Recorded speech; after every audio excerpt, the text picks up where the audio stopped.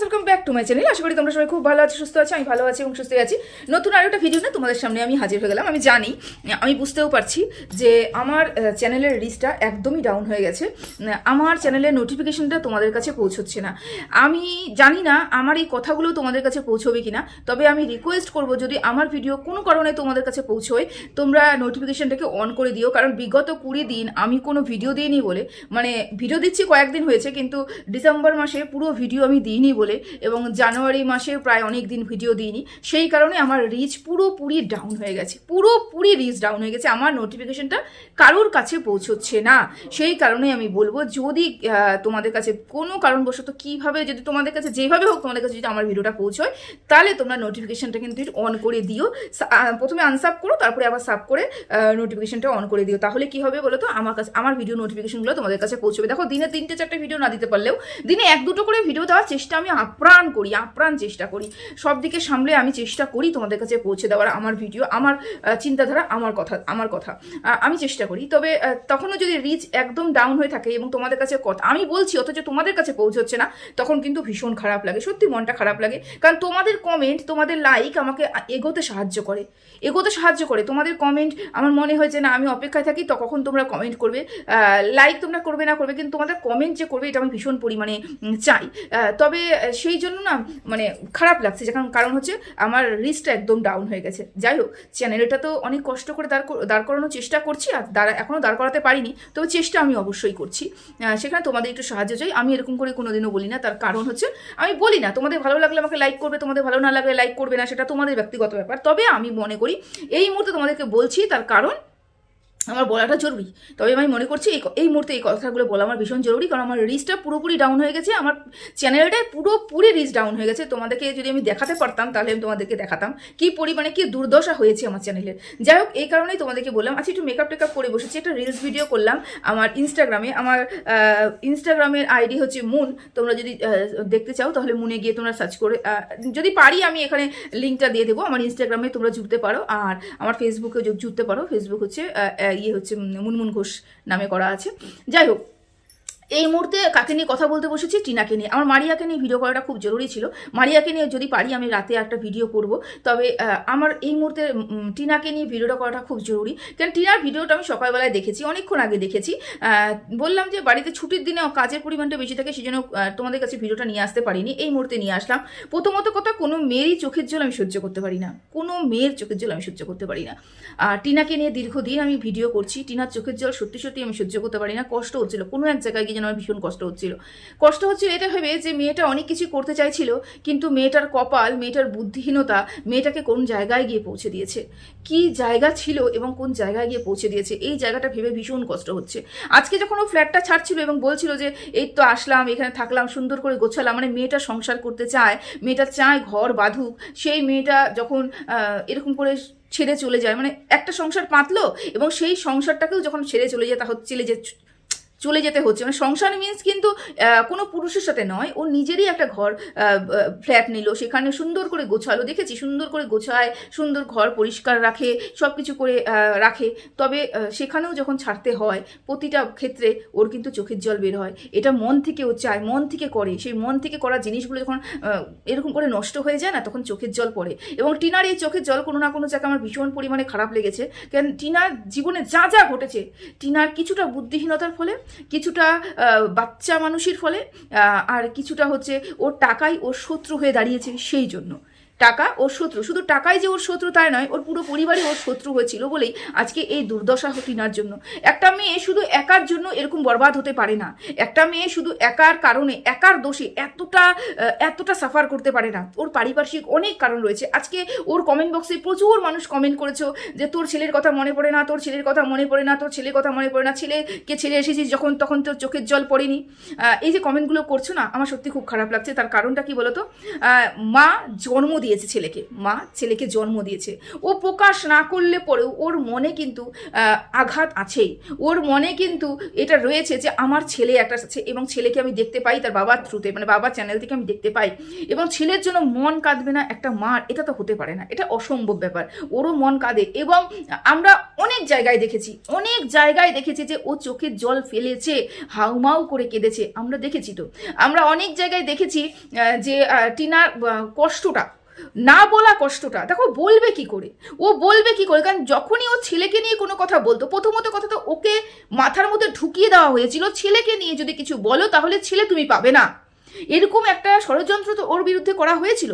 ওর কাছের লোকরা, ওর পাশের লোকরা ওকে তো করেছিল। আমি আগেও ভিডিওতে আমি বলেছিলাম যে টিনার ক্ষেত্রে এটা মানে টিনার মতন মেয়েদের ক্ষেত্রে যারা বাইরের পরিবেশ দেখেনি, যারা বাইরের পরিবেশে কি হয় কি ঘটে, কতটা মানুষ বদমাশি করতে পারে, কতটা মানুষ চালাকি করতে পারে, কতটা মানুষকে লুটতে পারে, এগুলো তো ওর জানা নেই। কেন ও একটা গণ্ডির মধ্যে ছিল, যখন গণ্ডির থেকে বেরিয়েছে হাতে অগাধ টাকা এসে গেছে, তখন ওকে ওই টাকাটাকে নষ্ট করার জন্য প্রচুর মানুষ রয়েছে যারা অরিজিনালি মানুষ নয়, অরিজিনালি তারা রাক্ষস এবং মানুষের রূপ ধরে বসে রয়েছে।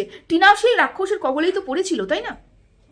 ওর মাথা ঢুকিয়ে দেওয়া হয়েছিল যে বাচ্চা সম্বন্ধে বলতে পারবে না। এবং আমরা যদি একটা গৃহবধূ হয়ে থাকি এবং আমরা যদি কুয়োর ব্যাং হয়ে থাকি, আমরা পরিবারের বাইরে কারোর মানে পরিবারের একজনের উপর নির্ভরশীল হয়ে থাকি, পরিবারের বাইরে মানে আমার জগৎটাই হচ্ছে আমার ঘর, আমার বাড়ি, এর বাইরে যদি আমি না বেরিয়ে থাকি, তাহলে হঠাৎ করে যদি আমি বিশাল বড় একটা পরিবেশের মধ্যে চলে গেলাম, বিশাল বড় চারপাশে আমি একা, আমার পাশে কেউ নেই, আমি মানে দিক বিদিক শূন্য হয়ে থাকলাম, তখন যেই মানুষটা আমার হাত ধরবে এবং যেই মানুষটা যে সদ্বুদ্ধি দেবে, এবং বিশেষ করে এই পুলিশ কেস কামারি, তারপরে হচ্ছে উকিল কোর্ট, এই বিষয়গুলো তো আমরা অজ্ঞ, আমরা কিছু জানি না, তারা যা বলবে তাই আমরা মেনে চলবো। বলা হয়েছে ছেলেকে নিয়ে কোনো কথা বলবে না, ছেলেকে নিয়ে কথা বলে তুমি ছেলেকে পাবে না, এই যে বদমাশিগুলো ওর সাথে করা হয়েছে, ও সেই পথে হেঁটেছে। ও কিন্তু মাথাটা খাটায়নি, ও কিন্তু ক্রস চেক করেনি যে আমাকে এই কথা বলেছে, তার আরেকটা উকিলকে আমি জিজ্ঞাসা করি তো, আরও একটা উকিলকে আমি জিজ্ঞাসা করি তো, আমি আরেকটা ক্রস চেক করি তো, ও ক্রস চেক করেনি। সেই কারণে কি দীর্ঘদিন ও ছেলের থেকে বঞ্চিত রয়েছে এবং ছেলেকে নিয়ে ও বলতে পারিনি, বলতে চাইনি এমন নয়, বলতে পারিনি। ওর ভয়ে ছিল যে আমি যদি ছেলেকে নিয়ে কোনো কথা বলি তাহলে তো আমাকে কোনো সমস্যার মধ্যে পড়তে হবে, ছেলেকে আমি পাবো না। 1 নম্বর এখানটা। 2 নম্বর হচ্ছে ছেলেকে নিয়ে যখনই কোনো কথা বলতো, এই তোমরাই কিন্তু এসে ওকে ছেঁকে খেতে, মানে ওকে পারলে পরে নুন লঙ্কা দিয়ে তোমরা চিবিয়ে চিবিয়ে খেতে, তোমরাই বলতে লজ্জা করে না ছেলের কথা বলছি, ছেলেকে রেখে এসেছিস তো লজ্জা করছে না? এই যে এক একটা কমেন্ট ওর পড়তো না, এক একটা কমেন্ট ও বলে সেই কমেন্টগুলো পড়েও সহ্য করে গেছে, ও বলে অন্য কোনো মেয়ে হলে সহ্য করতো না, ও বলেই এটা সহ্য করেছে।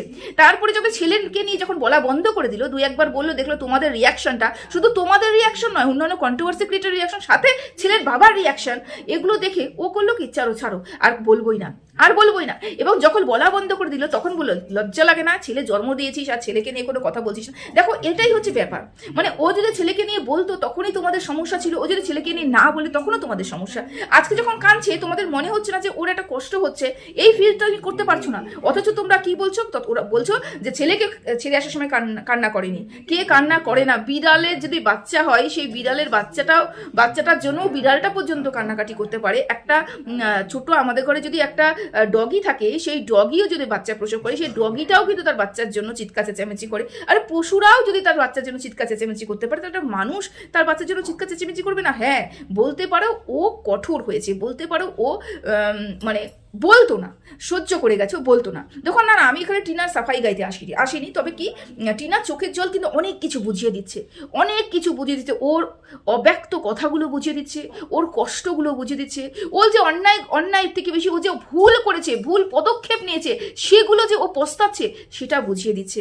ওর চোখের জল অনেক কিছু বুঝিয়ে দিচ্ছে। দেখো ওর তো ও যে বললো কলকাতা ছেড়ে, মানে আমার বাড়ি ছেড়ে আমি আসতে বাধ্য হয়েছি, এই কথাটা যে বললো, তখন ওর কমেন্ট বক্সে একটা কমেন্ট করেছে, এমন কি দোষ করেছো, এমন কি অন্যায় করেছো যে তোমাকে কলকাতা ছাড়তে হলো, এই কথাটা বলেছে। দেখো অন্যায় দোষ ও কি করেছে আমি জানি না, তবে ওর একটা, আমি যেটা মনে করছি যে একটা এত বড় ওর অন্যায়, সেটা হচ্ছে ফোকলার মতন মানুষকে ও সাথে রেখেছিল, ফোকলার মতন বৌদিবাজের সাথে ও জুড়েছিল, যার কারণে ওকে আজকে সেই জায়গাটা ছাড়তে হয়েছে। 1 নম্বর কথা যে ওকে নিয়ে মানুষের মনে খুব নেগেটিভ চিন্তাভাবনা, খুব নেগেটিভ। কিছু কন্ট্রোভার্সি ক্রিয়েটার সেই সময় ওকে নেগেটিভ ভাবে প্রেজেন্ট করেছে, ওর বর ওকে নেগেটিভভাবে প্রেজেন্ট করেছে, সাথে ফোকলা পর্যন্ত নেগেটিভভাবে প্রেজেন্ট করেছে। এমনকি সেই সময় ছিল সেবিকা ম্যাডাম পর্যন্ত ওকে নেগেটিভভাবে প্রেজেন্ট করেছে। তখন কি সমাজে যখন থাকছে, যেই সমাজে ও থাকছে, সেই সমাজে না প্রতিনিয়ত যখন বাড়ির থেকে বেরোচ্ছে 10 জনের মধ্যে 2 জনও কিন্তু ওকে চিনে যাচ্ছে এবং ওকে নিয়ে কিন্তু ফুসুর করছে। আমরা যখন রাস্তা দিয়ে যাবো এবং আমাকে যখন 2 জন মানুষ চিনে যাবে এবং আমাকে নিয়ে যখন ফুসুর করবে না, আমার কিন্তু খারাপ লাগবে। আমার কানে যখন সেই কথাটা পৌঁছবে আমার কিন্তু খারাপ লাগবে। তখন মনে হবে কি এখানেই থাকবো না, এই জগতেই থাকবো না, আমি অন্য জায়গায় চলে যাবো, আমাকে কেউ চিনবে না। আমাকে কেউ চিনবে না মিন্স আমি রাস্তায় বেরোলে আমাকে কেউ চিনবে না, কারণ এটা বাংলা তো, এবং ও বাংলাতে ব্লগ করে ওকে সব মানুষ চিনছে, কিন্তু ওটা হচ্ছে অন্য অন্য ভাষা, মানে হিন্দি ভাষা। তো সেখানে কিন্তু ওকে খুব যে মানুষ চিনছে তা নয় কিন্তু, হ্যাঁ, কারণ ওই মানুষগুলো কিন্তু বাংলা ব্লগ দেখছে না, 1 নম্বর কথা। 2 নম্বর কথা, ফোকলা খুঁজে বের করবে টিনা কোন জায়গায় রয়েছে। ফোকলা শুধু নয়, ফোকলার লোকও লাগিয়ে রাখবে, দেখবে এবং খোঁজ করবে, এবং রাত বিরেতে ও যদি একা থাকে কোনো জায়গায়, ফোকলা সেইখানে গিয়ে হামলা পর্যন্ত করবে। এরকম করেছে এবং টিনা সেটা সামনে আনেনি, কিন্তু ফোকলা কিন্তু এই কাজটা করেছে, যার জন্যই কিন্তু ওকে রাতে ওরকম করে সেবক দাদা বের করে নিয়ে চলে গেছিল। অনেক কথা তো তোমরা সবই তো জানো, সবই শুনেছো।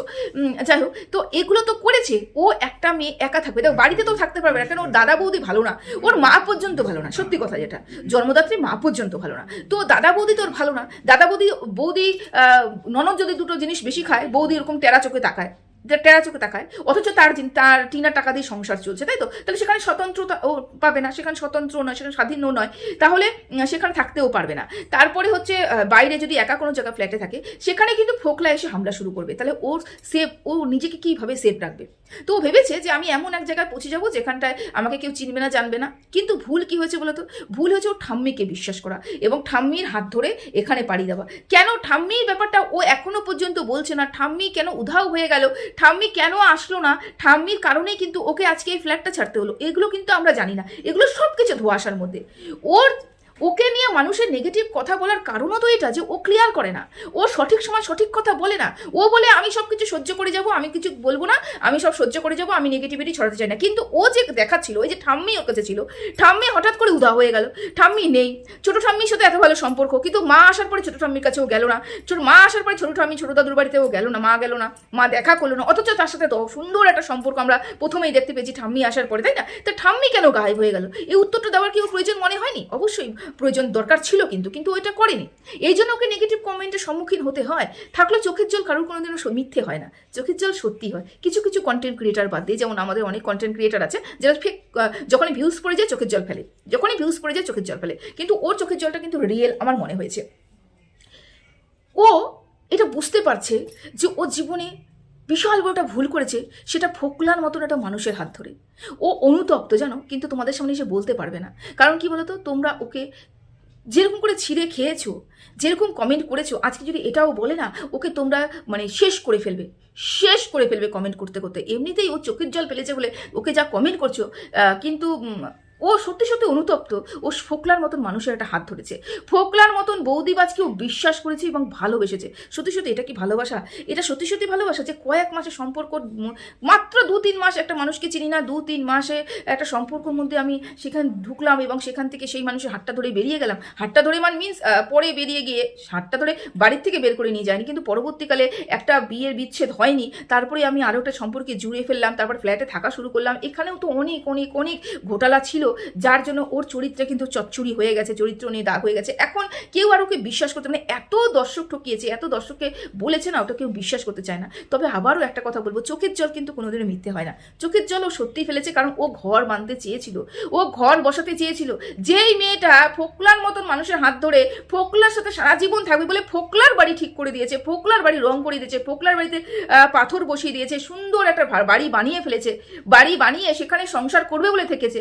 যখন বুঝতে পারলো ফোকলাও ওকে ইউজ করছে, ফোকলাও ওর টাকার জন্যই ওকে ব্যবহার করছে, ফোকলা নিজে কোনো কাজ করে না, ওর মাসিক যে খাবারটা, সেই খাবারটা ফোকলার দোকান থেকে কিনে খেতে হচ্ছে, ফোকলা ওর টাকা, ওর ব্যাংক অ্যাকাউন্ট থেকে টাকা গায়েব করে দিচ্ছে, সোনা গয়না গায়েব করে দিচ্ছে, তখনও বুঝলো ফোকলাটা ওর পক্ষে ঠিক নয়, ওর জন্য ঠিক নয়, ও ভুল ডিসিশন নিয়েছে। না হলে সত্যি একটা মেয়ে, মানে তোমরাই বলো, তোমরা যদি কাউকে ভালো না বাসতে, কারোর সাথে সংসার করতে না চাইতে, তাহলে সেই বাড়িটাতে তুমি ডেভেলপ করার চেষ্টা করতে, সেই বাড়িটাকে ভালো করার চেষ্টা করতে, সেই বাড়িটাতে রং চং করিয়ে সেই পাথর টাথর বসিয়ে সেই ব্যাপার করে দিতে পারতে না তো। কারণ তুমি চেয়েছিলে ওই বাড়িতে তুমি সংসার করবে, কিন্তু যত দিন যাচ্ছে তত কিন্তু ফোকলার সব কিছু সামনে আসছে। এবং যখনই দেখলো যে না, ফোকলা যা আমার ক্ষতি করে ফেলেছে, এরপরে আমার যা সেটাও ও যদি নিয়ে নেয় তাহলে আমি নিঃস্ব হয়ে থাকবো। একটা বড় কারণ হচ্ছে ফোকলাই কিন্তু ওর ছেলেকে ওর কাছে আসতে দেয়নি, এ একটা বড় কারণ কিন্তু ফোকলা, এটাও কিন্তু মানতে হবে। আমি বললাম না, ও অসহায় ছিল, ও অসহায় পরিস্থিতির মধ্যে পড়ে গেছিল, সেখানে না বাবা সাথ দিয়েছে, না দাদা সাথ দিয়েছে, না মা সাথ দিয়েছে, ছিল ফোকলাকে খড়কুটোর মতন ধরেছে, ওই তুলেই যাওয়া ব্যাপারটার মধ্যে খড়কুটোর মতন ধরেছে, সে পর্যন্ত ধোকা দিয়েছে। তাহলে ওই মেয়েটা যাওয়ার আর জায়গা ছিল না। মেয়েটা তোমাদের কাছে দুটো গালি শুনেছে, নোংরা কথা শুনেছে, তাও মুখ বুঝে সহ্য করে গেছে। আর এখন ভেবেছে যে আমি এক জায়গায় চলে যাব, সেখানে শান্তিতে থাকবো, সেখানে সংসার করব, আমার ঘর পাতবো এবং সুন্দর ব্লগিং করব। কিন্তু সেখানেও সেটা হচ্ছে না। যেখানে যাচ্ছে, যেখানে ফ্ল্যাট নিচ্ছে, সেখানে তাকে ছাড়তে হচ্ছে। কারণ কি বলতো, ও একা এরকম করে বাঁচতে পারবে না। ও যখনই একা থাকছে না, ও ডিপ্রেশনে চলে যাচ্ছে। কারণ ও এমন একটা মেন্টালিটির মেয়ে যে ও খুব আনন্দ, খুব ফুর্তি, খুব মানে থাকতে ভালোবাসে, সবার সাথে গল্প গুজব হই হাল্লা এগুলো করতে ভালো। সেই মেয়েটা যদি একা থাকে, একটা ফ্ল্যাটে একা থাকে, ও ডিপ্রেশনে যাবে। আমরা তো একা একটা ফ্ল্যাটে থাকতেই পারবো না, আমি তো ডিপ্রেশনে চলে যাবো, আমি সত্যি ডিপ্রেশনে চলে যাবো।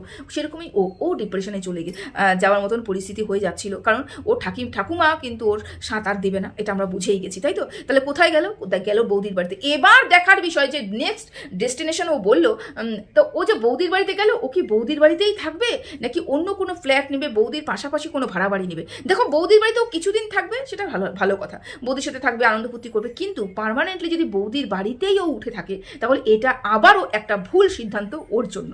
আমি বলবো আবারও একটা ভুল সিদ্ধান্ত ওর জন্য। আর ও প্রতিটা মুহূর্তে চিন্তা ভাবনা না করে এমন কিছু কাজ করে যার জন্য ওকেই সাফার করতে হয়। দেখো, আমরা বলি আমরা কন্টেন্ট করি, সাফার কাকে করতে হচ্ছে? টিনাকেই সাফার করতে হচ্ছে। প্রতিটা মুহূর্তে টিনাকেই সাফার করতে হচ্ছে। ওর জীবনই হেল হয়ে পড়ে আছে, ওকে চোখের জল ফেলতে হচ্ছে, ওকেই সাফার করতে হচ্ছে। আমরা শুধুমাত্র এখানে কন্টেন্ট ক্রিয়েট করতে পারি এবং আমরা চিৎকার চেঁচামেচি করতে পারি, এর বেশি আমরা কিছুই করতে পারি না। বুদ্ধি খাটিয়ে জীবনটা চালনা কিন্তু ওকেই করতে হবে, বুঝতে পেরেছো? তো চলো, এখানেই এই ভিডিওটা রাখলাম। মারিয়াকে নিয়ে যদি পারি অবশ্যই ভিডিও নামাবো। সবাই ভালো থেকো, সুস্থ থেকো, টাটা।